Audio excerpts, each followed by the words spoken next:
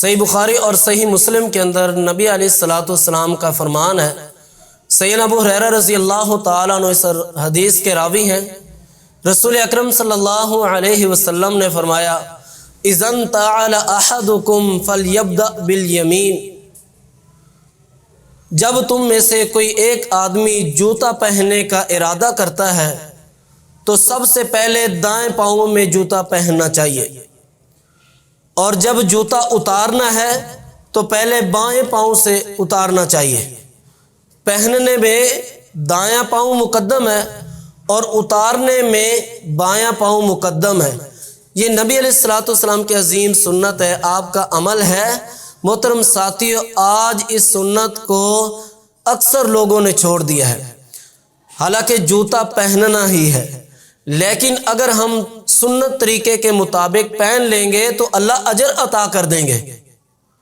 اور اسی طرح رسول اکرم صلی اللہ علیہ وسلم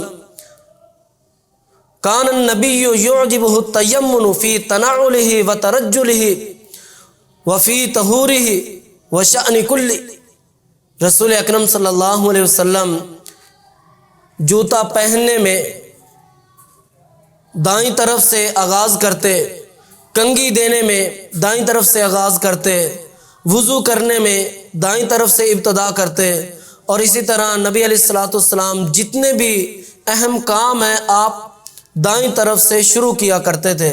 محترم ساتھیو، جوتا جب پہننا ہے تو پہلے دایاں پاؤں پہننا چاہیے اور پھر بایاں پاؤں پہننا چاہیے۔ جب اتارنا ہے تو پہلے بایاں پاؤں اتارنا ہے اور پھر دایاں پاؤں اتارنا ہے۔ اسی طرح جب جوتا پہننا ہے تو جوتے کو اچھی طرح غور سے دیکھ کے پہننا چاہیے، شاید اس جوتے کے اندر کوئی سانپ نہ ہو، بچھو نہ ہو جو تکلیف دے، اس لیے جوتے کو اچھی طرح دیکھ کے پھر پہننا چاہیے۔ اسی طرح ایک اور بات بھی یاد رکھیں، نبی علیہ الصلوۃ والسلام نے فرمایا کہ لا یمشی احدکم فی نعل واحدہ، ایک جوتا پہن کے نہیں چلنا چاہیے۔